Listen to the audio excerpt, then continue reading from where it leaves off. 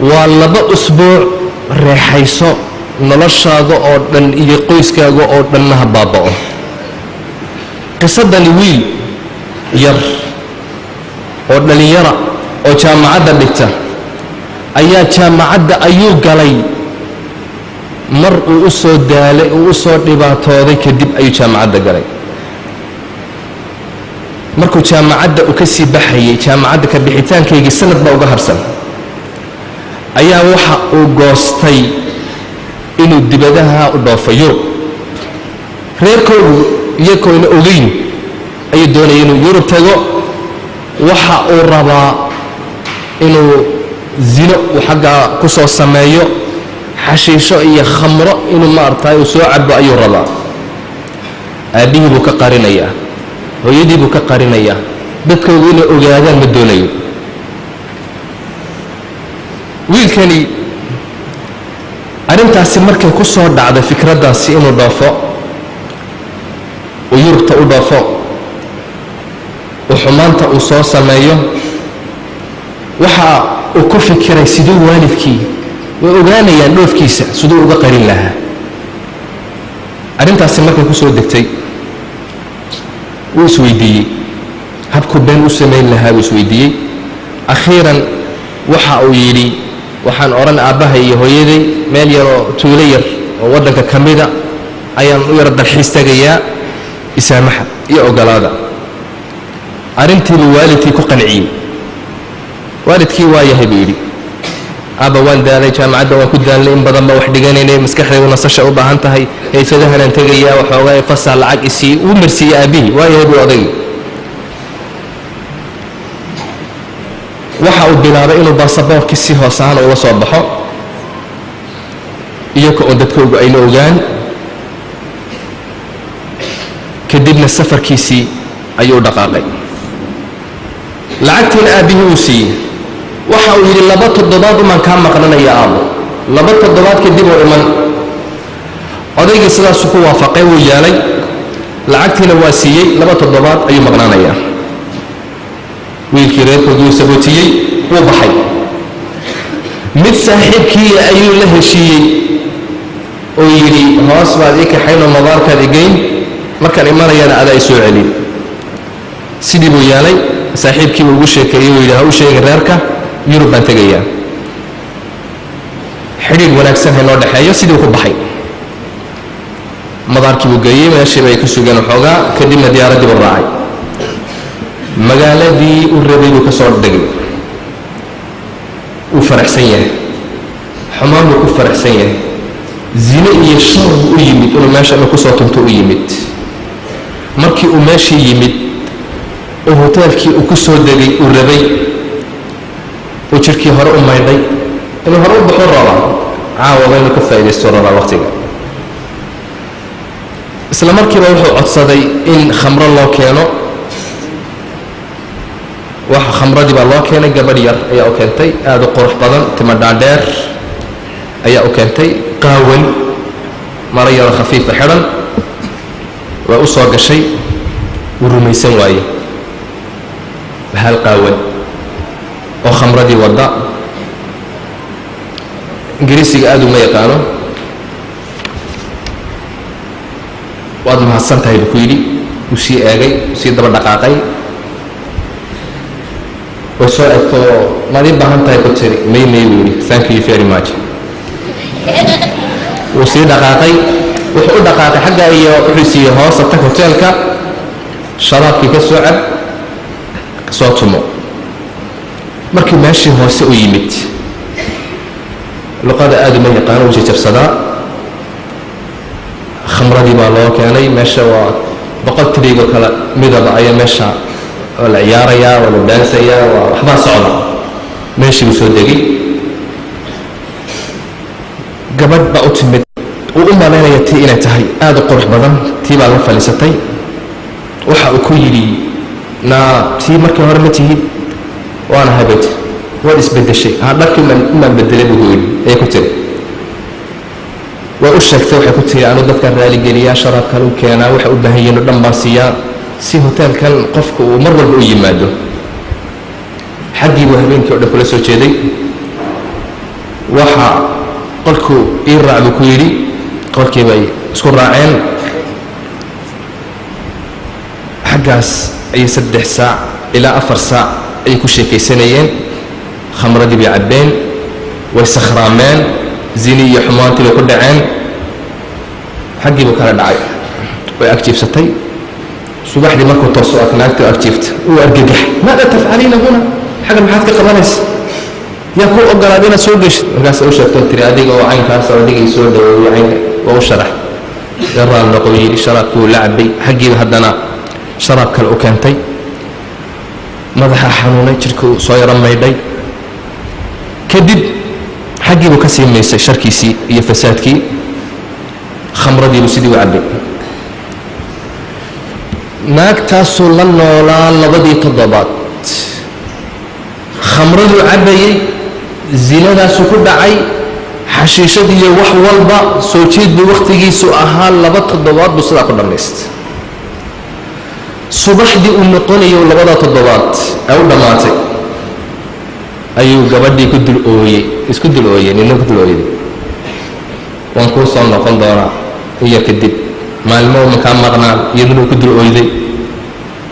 waddankiisiiba ku soo noqday isaga oo faraxsan sharkii uu ku dhacay ku faraxsan xumaantii ku faraxsan gabadhii quruxda badneed ku faraxsan ayuu yimid saaxiibkiiba madaarka ka soo kaxeeyey baasaboorkii meel iska dhigay hooyadii aabihii buu yimid sheeko caadiya oo meeshii waa iska fiicneed waa waddankeedu uu qurux badan yahay xaggaas ayuu ka miistay jaamacaddii buu ka baxay ninkii kadib shaquu helay wuu shaqaystay waxa uu yidhi waxaan doonayaa aabba inaan guursado haddeed naagtii iyo hojeelkii maskaxdiisa kama bixin mar walba wuu ku fikiraa suu isku ilowsiiyo ayaa waxa uu siiyey iska guurso laakiin ogow ilaahay rabbi waa u cadhaysan yahay rabbi subxaanahu wa tacaala dembigaana waa loo qabanayaa uu ku reexaysanaya xataa qofku hadduu dembi uu ku dhaco waa inuu ka murugoodo dembigii uu maskaxdiisa inuu siiyo inaad mar walba aad soo ceshatid ma aha waa ka murugood inuu ka murugoodo wada qofku isagu waa ku soo ceshanayaa gabadhii oo la hadlaysaa lagu qoslaysaa isagoo xumaantii samaynaya isagoo khamradii cabbaya wixii oo dhan wuu guursaday waxa uu guursaday gabadha inadeertii adeerkii u dhalay ayuu guursaday waa isdiyaariyey oo waa diyaargaroobay aroos fiican ayaa loo qabtay 2 bilood kadib ama 3 bilood haweenaydiisii waxay tiri uur baan leeyahay la soco wuu farxay aad buu ugu farxay aabbuu noqon doonaa maalin maalimaha ka mida isagoo oo ku fikiraya markuu aabbo u noqon doono oo baabuurkiisii wata waa islaantiisu markii ay dhalmada bil uga harsan yahay weeyaan ayuu agsidaan galay baabuur kale isjeedhaan madaxa ayuu meel ku dhuftay dhakhtarkaa loo qaaday dhakhtarku bil ku jiraa bil kadib haweenaydiisiibaa dhakhtarkii iyadana loo qaaday way dhashay wiil bay dhashay dhakhtarkii ayaa loogu geeyey aad buu u farxay markii uu rabo inuu ka soo baxa dhakhtarka ayaa waxyaalo jirkiisa ayaa ka soo baxay kulayl xumad kulul ayuu yeeshay dhidid fara badan ayuu yeeshay shuban ayaa ku dhacay qufac aan kala go' lahayn ayaa helay waa la baadhay waxaa la ogaaday aidis inuu ku dhacay sidaa ayaa la ogaaday waa naagtii wuxuu ka soo qaaday ogow arrintii meeshii baa laga saaray qol gaara ayaa lagu xidhay dhakhtarka aabbihii baa xanaaqooyin maxaa wiilkayga qolka gaarka loogu xaraynayaa waa loo sheego waxaa la yidhi wiilkaaga cudur khatara ku dhacay xaggaasu ku xidhnaanaya waa loo sheegay siidaa baa ku dhaca la yidhi odaygii isagoo oo aad u murugaysan ayuu wiilkiisii soo kortaagay waxa uu ku yidhi ii sheeg runta berigii xaggeed u dhooftay dhul xaaraana u dhooftay khamrada lagu cabo lagu zinaysto miyayna ahayn wuxuu diidaba marka dambe haabuu yidhi uu u sheegay waxa uu yidhi meeshaas ayaan maaragtay u dhoof khamrana waan cabbay waana zinaystay markuu intaa u sheegay odaygii naxdin isagana dhinac baa baktiyey baalisay inna batsha rabbika la shadiid qabashada rabbi way adagtay odaygii waa la qaaday dhinac ba isagiina dhakhtarka dhinac laga jeefiyey wiilkii ayaa loo sheegay in haweenaydiisii ay imanayso ay soo booqanayso weli wiilku ma oga inuu xanuunkan uu ku dhacay ma oga haweenaydiisii ayaa meeshii timid waxay ku tiri laqad dalamtanii waad i dulmiday inankaagiina waa dulmiday dibna u arki maysid inankaagii ogow markaasaa waxa uu ku yidhi maxaa dhacay waxay ku tiri miyaad og tahay xanuunkaaga may buu yidhi sidaas wayaan bay ku tiri xanuunkaaga ayris baad qabtaa naxdintii meesha uu ku dhacay naftaa ka baxday wuu dhintay isagii iyadii meeshii bay ku xanuunsatay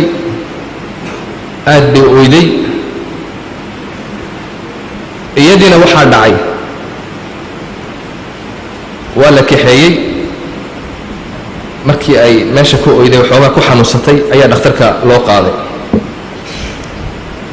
waxaa loo sheegay